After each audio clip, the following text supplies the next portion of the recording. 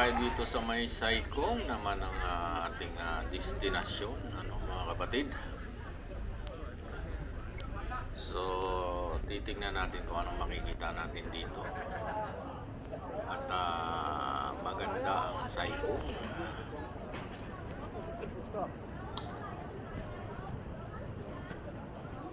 Dito rin maraming kainan, masasarap ang pagkain dito. Dito mo makikita yung ito si Kuya, anong ginagawa niya?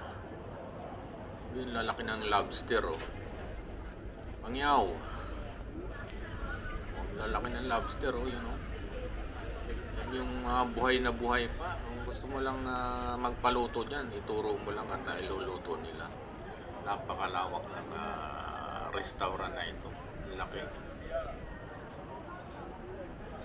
So ikutin natin to at kapag tayo nagutom, dito lang tayo kumain, mga kapatid. Dito tayo sa may Saikong Pier. Ang daming bangka, di ba? Ayun, mga yati. Dito naman pag gusto mong island hopping, dito magrinda ka lang ng bangka rito at pupunta kayo sa mga island. Maraming island dito na pwedeng pasyalan, mga kapatid. Mura lang. Lalo na kung grupo kayo, maganda. Ang bango rito. Ang sarap ng pagkain. Gusto ko yung pagkain ng Chinese, pagkain ng Hong Kong. Sarap pagluto. Gusto mong malaman na mag-aaral ka ng mga style nila. Yung sauce nila, masarap. Masarap siguro dito. Okay, lahat naman niluluto, yung sauce talaga nagdadala ng sarap. Yamcha. Yamcha dito. Sarap. Hindi pa naman ako gutom at bago ako umalis kumain ako. Yamcha. At mayroon lang akong hinati doon sa may yate. Tapos dumiretso na ako doon. Kasi mayroong boat trip yung aking bus doon, kaya may hinatid ako sa kanya. Hinatid ko yung mga alak. Hindi naman ako kasama, hindi naman ako sumama ro. So, namasyal na lang muna ako rito bago ako uwi. Dito sa may Saikong. Hindi pa ako gutom. My friend, hindi pa ako gutom. Ikot muna ako. Kaya na ako kakain kapag ako'y gutom. Pangyaw. Saikong tayo ngayon, ha. Yung nakaraan doon tayo sa may Central. Ito naman ay New Territory. Mas malayo. Mas malayo sa Central,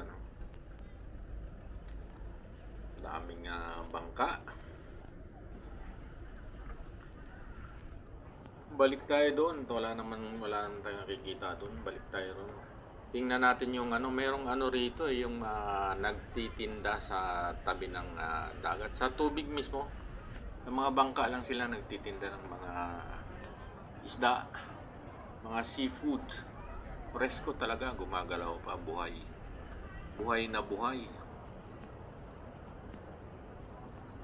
Kaya ating ikutin at inyong makita man lang. Yung sa ibang bansa, di ba? Vietnam ba yun? Mayroong Vietnam, di ko alam. So, saan pa yun? May nakikita akong nagtitinda sa bangka lang. Doon naman parang ilog, malabo ang tubig, di ba? Parang tubig tabang. Pero ito, tubig dagat. Malinis. Napakalinis dito. Malinis ng dagat dito sa may Hong Kong. Saikong New Territory. Mas malinis dito. Tsaka yung ginagamit nilang tubig doon sa tubig dagat talaga, running water. Meron silang motor na humihigop ng tubig na galing sa dagat talaga. Kaya buhay na buhay yung isda. Dito naman, ayan yung mga island na pwede niyong puntahan. Arkila lang kayo ng bangka. Dapat grupo kayo para enjoy kayo. Kung gusto Ayan nyo sila, pumunta ng grupo. isla. So, Maraming island kasi rito, maraming beach. Maraming Beach nag-book dito malalayo kasi malayo boat. sa mga island. Kasi nakapag Shooting na kami nung nakaraan dito yung Half Moon Bay. yung girlfriend kasi ng boss ko is a photographer. Umi-extra ako minsan. So, Kaya pala sideline maraming tao, Sabado pa lang yun. para extra income din. May bayad naman yun bawat extra. Ngayon, pagka kailangan niya ng extra, may extra pa rin ako. Sumasama ako sa akong sidekick. Taga-bit-bit ng mga props.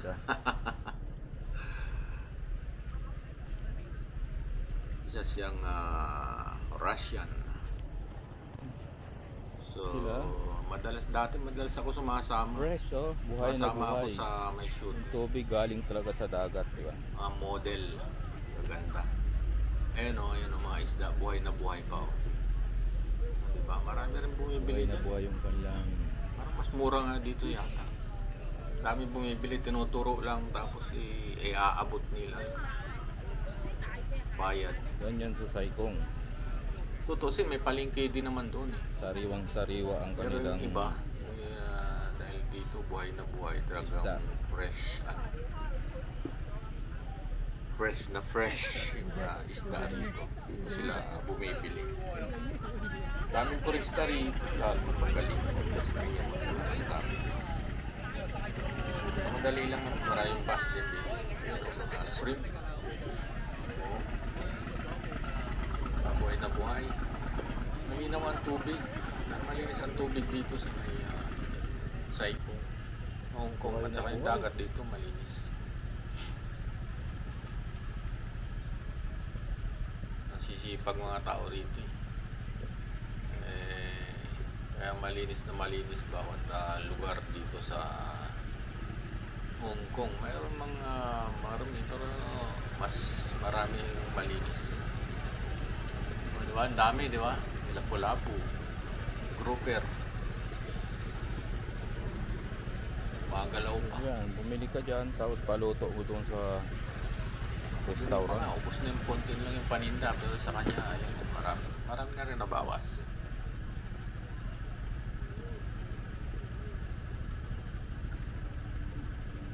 Fresh seafood. Talagang masipag maghanap buhay. Magaling sa business talaga mga Chinese, matyaga. Kahit pa konti-konti pa yan. Matyaga talaga sila. Magaling sa hanap buhay.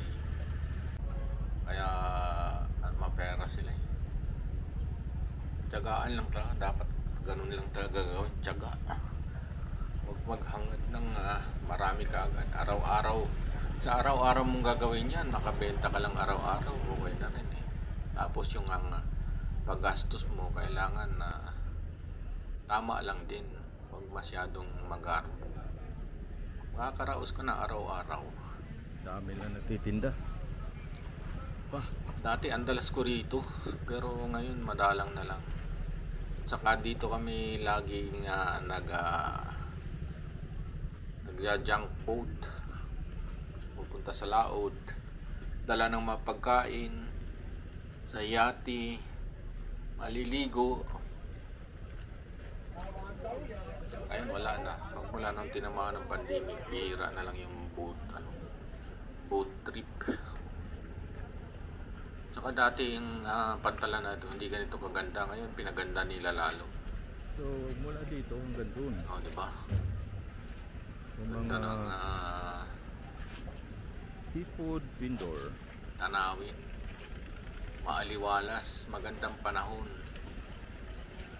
Yan, marami sila nagtitinda dyan ng mga isda, mga seafood na seafood.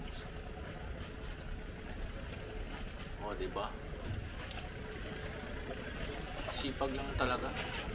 Sipag lang talaga sa buhay. Tinitinda Kaya rin lang pala naman ako yung nakapasyal starfish. dito dahil meron Kinakain akong ba yun? pinatid. At din nga, nandito ka na lang din. Mamaya ka na umuwi.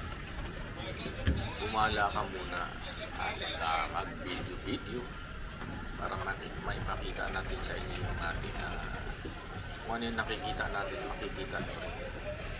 So, kahit hindi man kayo nakapunta rito, eh nakikita nyo, di ba? Ganito pala sa Hong Kong, meron palang lugar na ganyan. May mga bangka na nagtitinda ng mga pagkain, mga seafood, galing sa dagat. Pier, maganda na. Dati hindi naman May ganito. mga style, di ba? Ganda na ng pier nila. Punta tayo sa dulo. At sa dulo naman ito, marami namimingwit. So maraming Namimingwit, ayan. Yan na yung bangka na yun, papunta na ng bangka isla rito yun. pupunta sa mga isla.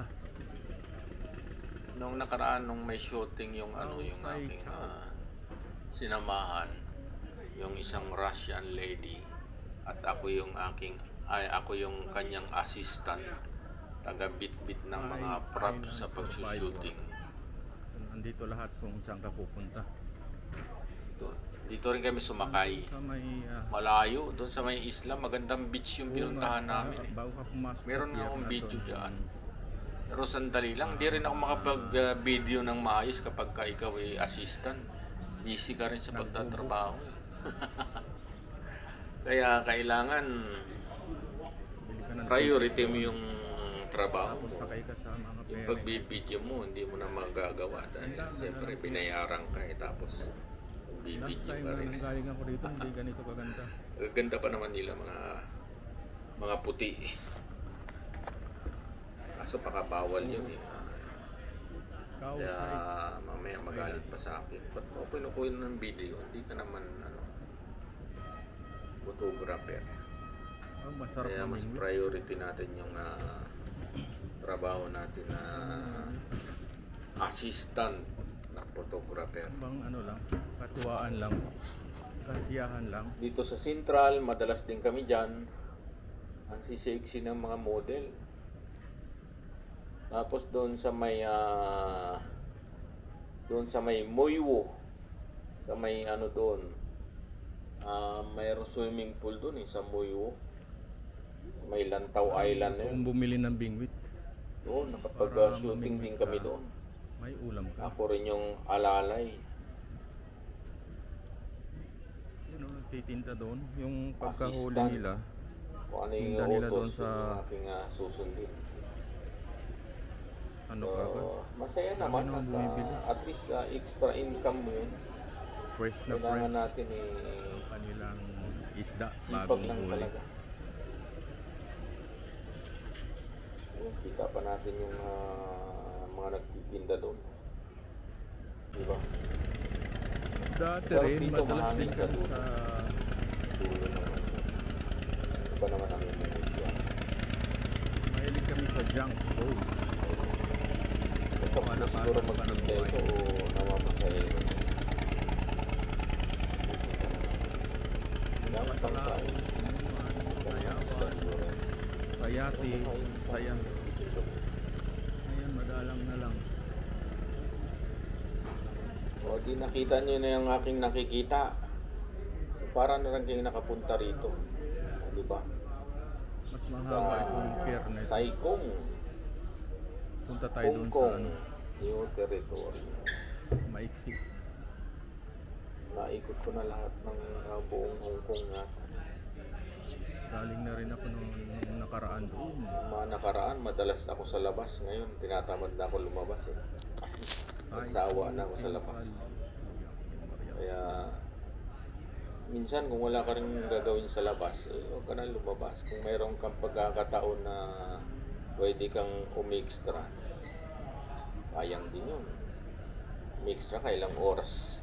Kahit mga ilang Sabado, oras lang. pasyal-pasyal. Mayroon ka ng pambili ng pagkain, di ba? Minsan lilibre ka pa ng pagkain. Tulog. Bukod sa bayad mo, lilibre ka pa ng pagkain. Malaking bagay, di ba? Sa mga Sabado ang day kapagkaibigan off ka dyan, sa natin. mga kaibigan ng mga boss nyo, pagkaibigan kayo, pagka nakilala ninyo, magpapatulong Yeah. sa inyo yun. Gala tayo. Extra na naman yun. Siyempre, dito kasi bawat tulong mo sa kanila, may bayad. Per oras yun. Per oras. Yun ang kagandahan. Ito, konti na Tsaka, lang. Lalo na pagka mabait yung boss mo. Minsan, sila pa yung ano sa'yo, sila pa yung magsasabi sa'yo, "Oy, si ano, gusto pala magpatulong sa'yo, babayaran ka niya." Turista ngayon. O di ba ang ganda? Sabado. Napaka understandable yung boss mo pagka ganun. Si ano raw, babayaran ka niya, ano gusto mo ba? Siyempre, gustuhin mo. At least alam nung boss mo. Ito yung Diba? tambayan nila. Ganyan lang naman yun eh. Kailangan na maging kaibigan mo yung boss para saka maging ano kayo yung maging totoo. Huwag kayong mahihiya, makipag-usap kayo sa boss ninyo. May kwenta mang usapan yan, wala biruan. Kailangan open kayo para Sarap na magkakilala kayo sa isa't isa. Pagkain. Walang nag-aalangan. Ganyan lang naman yun. Sigurado naman ang pagkakaibigan nyo at pagka nakilala mo na ng lubusan, tiwalang-tiwala sa inyo ang boss ninyo. Ito yung sakay. Sige, pagkaibigan at wala namang masama doon. Ito ang daming Pilipino. May mga Pilipino rito. Kasi ito, ano to eh, Sabado, kaya ako konti lang ang tao sa labas. Pero kapag linggo, halos puno din to, mga Pilipino nandyan. Patambay, nakaupo, kantahan, sayawan. Ito. Yan ang minibus. Sasakyan mo. Lahat ng bus na mayroon din dito. Malalaking bus. Dito, minibus lang dito, banda. Pagdating natin doon sa dulo, nandun yung malalaking bus, pang malayuan naman yun. Daming ano, daming kainan. Hindi ka So, madali lang magugutom siyang dito. puntahan. At ang transportasyon naman dito sa Hong Kong, napakadali lang.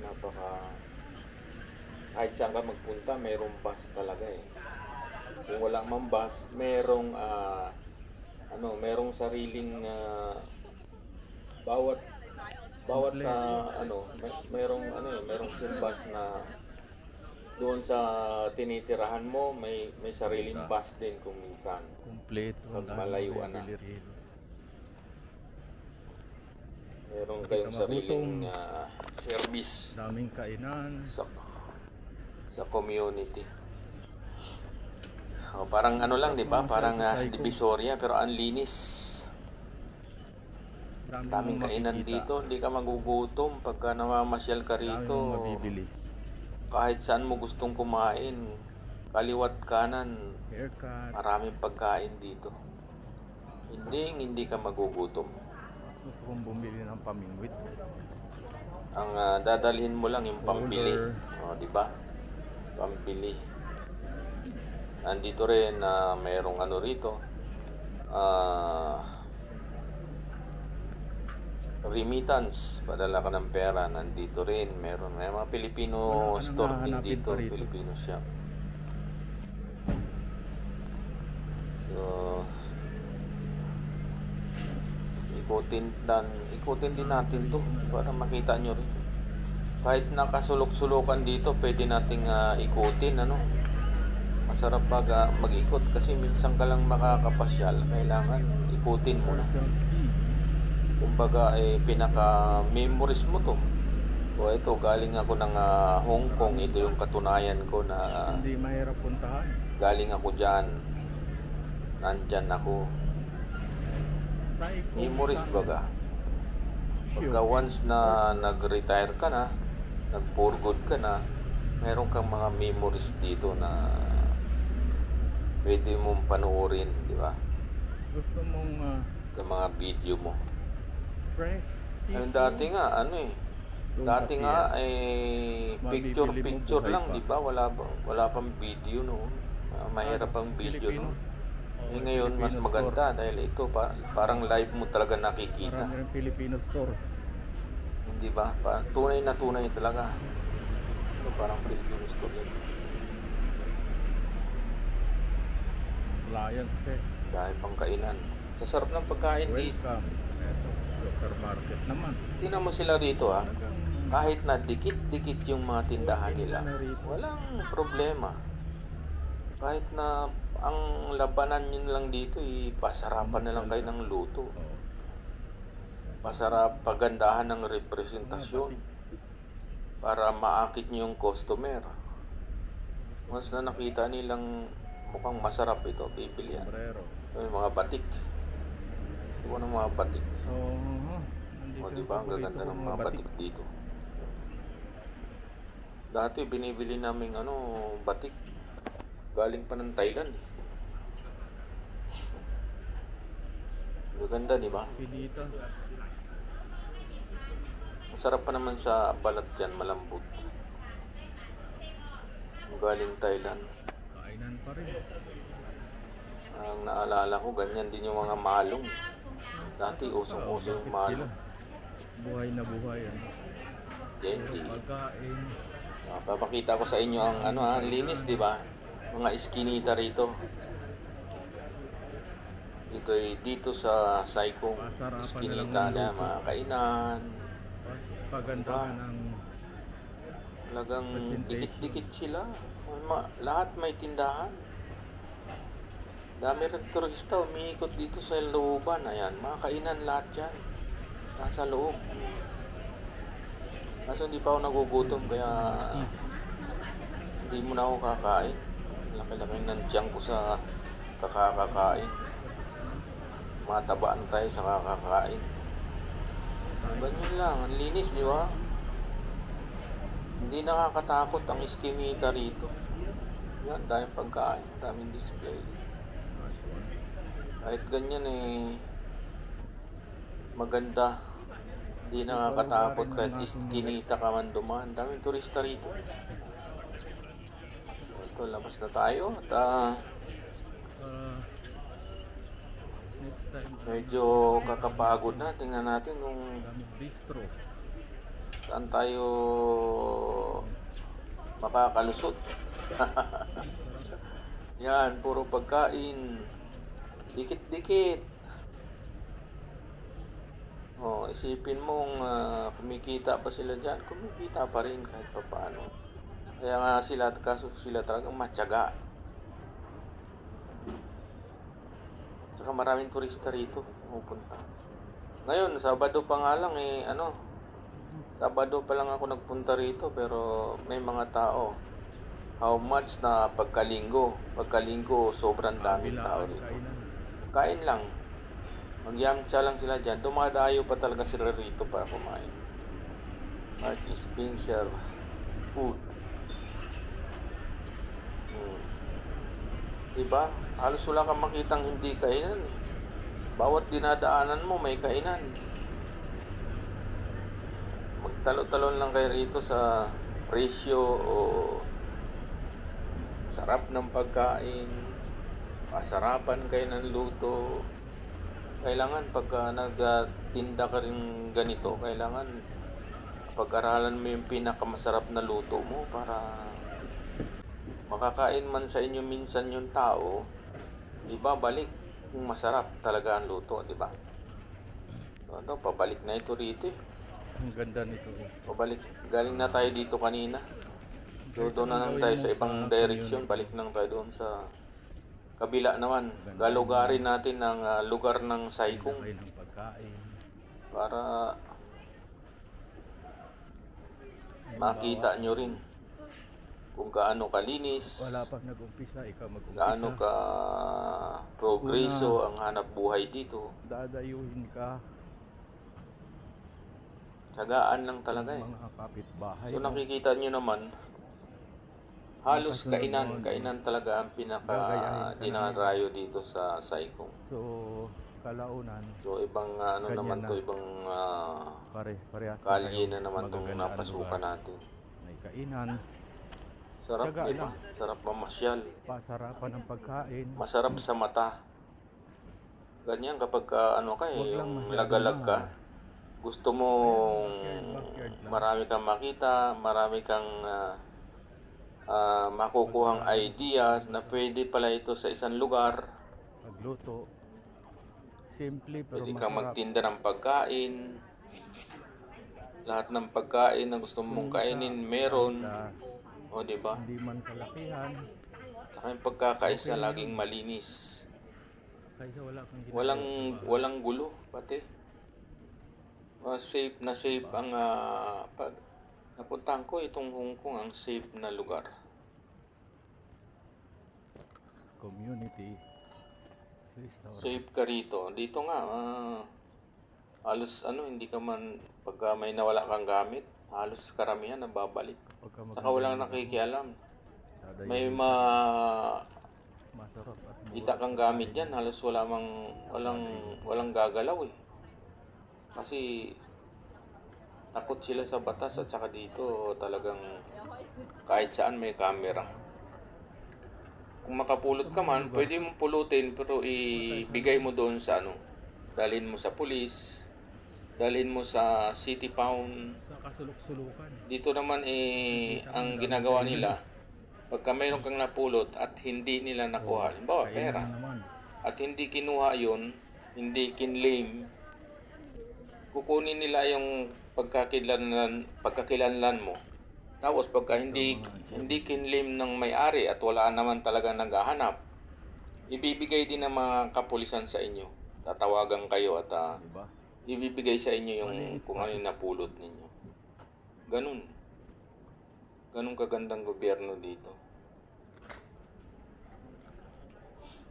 Mga pulis dito mababait din. Huwag lang kayong gumawa ng kalukuhan at siguradong kahit saan naman pagka gumawa ka ng kalukuhan, di ba? Mananagot ka rin sa batas. Basta ang gusto mo lang pasyal, kain, Kahit saan ka lumusot. makita ang lugar, walang problema. Ang linis, di ba? Mga skinita na yan. Sana maging ganito rin sa atin. Walang masyadong nakahambalang. Malinis. Tuloy-tuloy ang hanap buhay. Yan. Napakaganda ng Kasulok-sulukan. lugar.